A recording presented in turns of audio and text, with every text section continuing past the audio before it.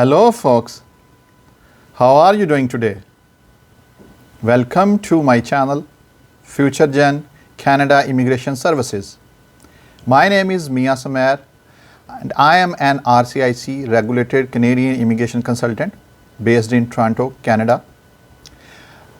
We have started a series of informative videos which will explain you about Canadian immigration options, and we are going to pick a new topic in every video.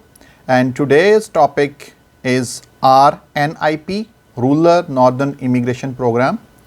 And before starting that, I would like to give you an idea about upcoming videos. In our upcoming videos, we are going to speak about Express Entry, PNP, which is Provincial Nominee Program, Atlantic Immigration. We are going to speak about work permits, PR cards and renewals. Then we are going to speak about temporary resident visas, also called visit visas, and study permits and study visas, super visas, family sponsorship, and citizenship. So without any further ado, let's get started about RNIP. So here we are with our first topic, which is Rural and Northern Immigration Pilot Program. Before start this topic, I would like to request you to please like, subscribe and share my channel, which is FutureGenCanada on YouTube and FutureGenCanada on Facebook as well, in order to get more informative and exciting videos related to Canadian immigration. So let's get started. So the RINP application deadline has been extended to December 31st, 2022. Rural and Northern Immigration Pilot, what is this actually? The Rural and Northern Immigration Pilot is a community-driven program. It's designed to spread the benefits of economic immigration to smaller communities by creating a path to permanent residence for skilled foreign workers who want to work and live in one of the participating communities in Canada. So these are the participating communities from Ontario. I just want to clarify, there are more communities Canada-wide in other provinces as well, but due to limitations of time, I have just picked only one province, and in Ontario we have these 5 communities. Those are North Bay, Sudbury, Ontario, Timmins, Ontario, Sault Mary, Ontario, and Thunder Bay, Ontario. These are 5 communities from Ontario. What you can expect from a community?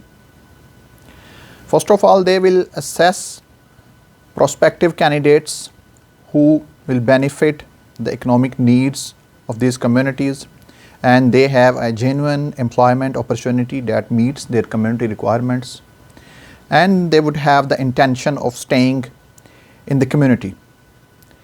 Recommended candidates for permanent residence to IRCC for a final decision. Actually, the community is going to recommend them to IRCC for a decision.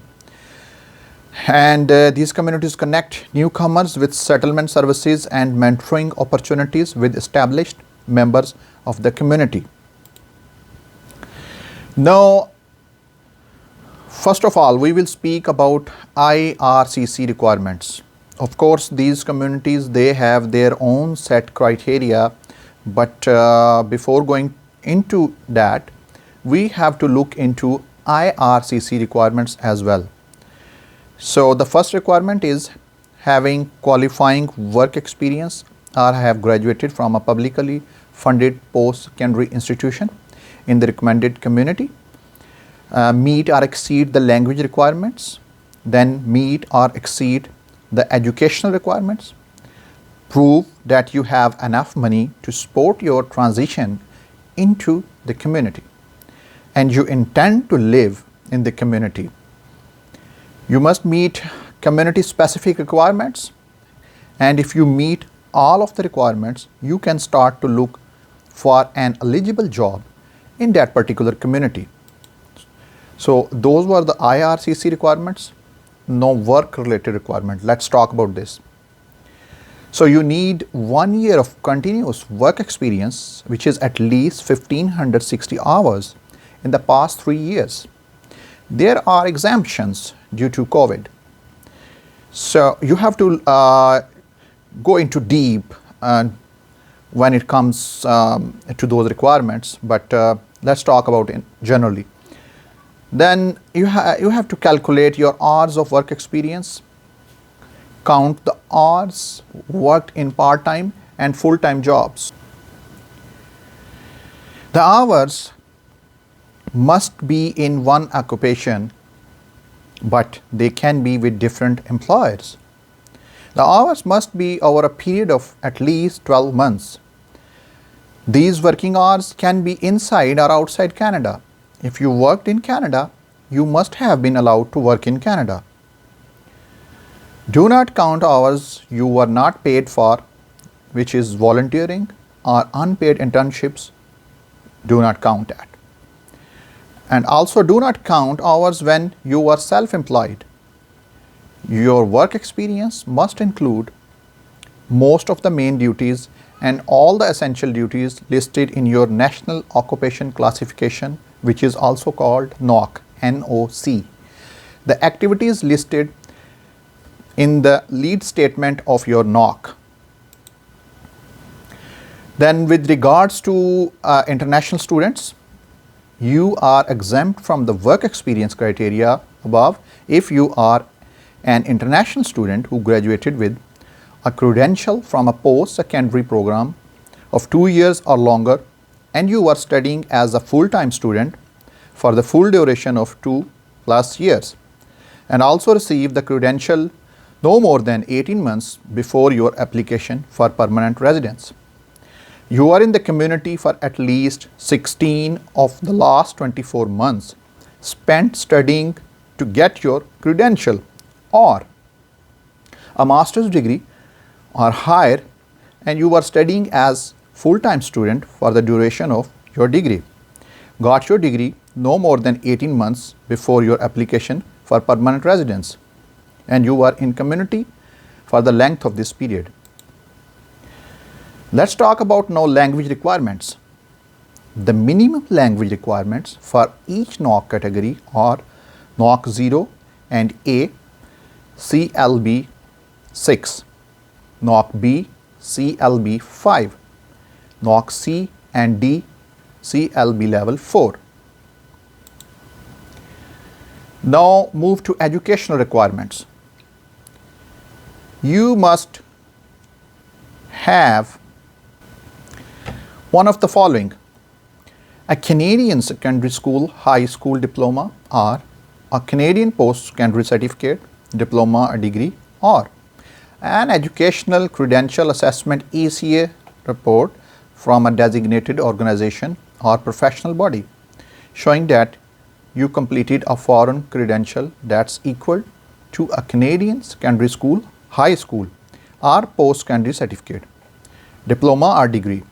Your ECA educational credential assessment report must be less than 5 years old on the date of your applications. These were the educational requirements.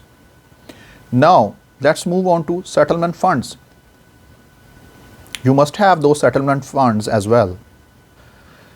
So number of family members, including those you support who are not immigrating with you, and funds you need in Canadian dollars.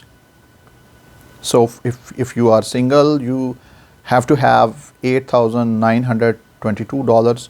So these are the numbers until I would say today when I am presenting this presentation, but in order to verify or make sure, you have to check with the Canada.ca website to get the latest numbers. And then if you are 2 family members, 3, 4, 5, 6, the requirement goes higher. So you have to make sure about those things. Let's move on. Now let's talk about community specific requirements. Earlier we have discussed about IRCC requirements, which were also mandatory. No, we are talking about community specific requirements. So each community having their own specific requirements. Today we are talking about Sudbury, Ontario.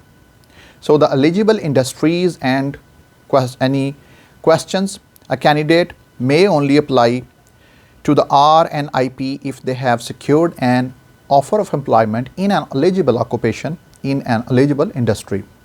The eligible industries are mining, supply and services sector, and eligible candidates open to applicants living in Sudbury and applicants living abroad. Then another industry is tourism, open to applicants living in Sudbury and applicants living abroad. Then any other sector only open to candidates already living in Sudbury. So these were the eligible industries in Sudbury. This table shows us eligible occupations for primary applications. So on left side you can see NOC codes 0, 1, 2.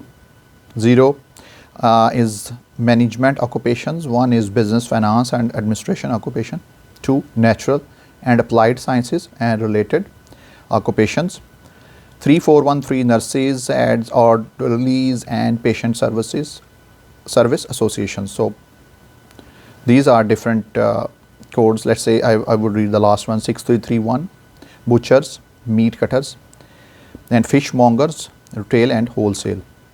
So this table gives you an idea what are the eligible occupations for this community. Let's move on.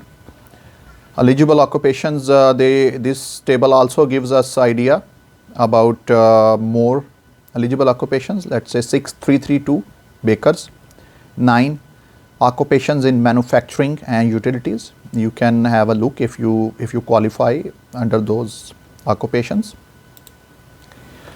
Process and steps. So step 1 is make sure you meet the IRCC federal eligibility requirements. Step 2, check to see if you match with the community requirements. Number 3, find full-time permanent employment in Sudbury in one of the eligible occupations and an employer operating in an eligible industry. Step 4, ready to apply. Download the RNIP application form, which is IMM 5911E. Step 5, submit the following forms to move to Sudbury at Sudbury. Form IMM 5911 Schedule 1 Rural and Northern Immigration Pilot.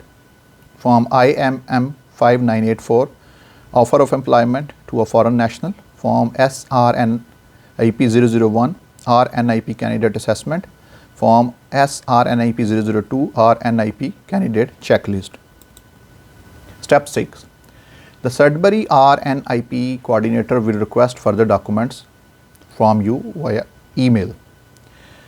That documentation may include your resume, proof of age, letters demonstrating past work experience, language credentials, primary applicant and spouse common law partner, education credentials of primary applicant and spouse common law partner, then employment offer or confirmation of employment for spouse or common law partner, letter of reference for experiential learning opportunity, letter from family members confirming family relationship status in Canada and length of residence in Sudbury, evidence of a previous visit to Sudbury, evidence demonstrating residence in Sudbury. Step 7 is application review by an RINP coordinator, and then step 8 is application review by the community selection committee. Step 9, if you are meeting the requirements, which is good, and then step 10, you are going to apply for permanent residency. Step 11 is IRCC review, which is the final thing, and then at last you are going to move to Sudbury if all those requirements are met. So these are my reference sources from where I have taken this information, and thank you all. So this was the presentation with regards to RINP, and as I said earlier, we are going to come up with other immigration streams, and we are going to give you more information on those immigration options. So stay tuned, and for all your immigration related needs, if you need any further help, any information, or you would like to apply through us, you are more than welcome. Our websites is there on all those slides. As you can see, my website is www.futuregen.ca, www.futuregen.ca. Our email address is admin@futuregen.ca. You can go to our website, and there is a free pre-assessment tool which you can use in order to check your eligibility, and then we will get back to you regarding your immigration options. So do not forget to like, subscribe, and share our YouTube channel, which is FutureGenCanada, and our Facebook page is FutureGenCanada as well, so that you can get all exciting and informative videos related to Canadian immigration. So stay tuned, and until our next video, goodbye.